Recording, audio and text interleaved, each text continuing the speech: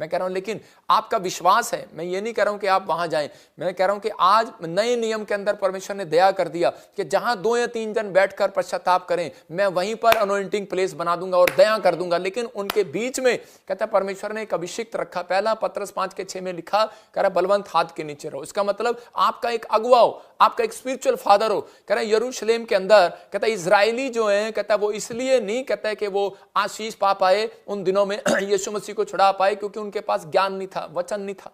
वो इसलिए गलत राह पर चले गए क्योंकि यीशु मसीह बोलता था कि मैं परमेश्वर का पुत्र हूं और बरअब्बा बोलता था कि मैं खुद परमेश्वर का, उसके नाम का मतलब परमेश्वर का पुत्र था। इसलिए वो समझ नहीं पाए, उनके जीवन में कोई सही कोच नहीं था, सही टीचिंग देने वाला व्यक्ति नहीं था और वो इस समय उन पापों में गिरे रहे और फंसे रहे। उन्होंने बरअब्बा को छुड़ा लिया। आपके पास आज बिजनेस क्यों नहीं बढ़ता?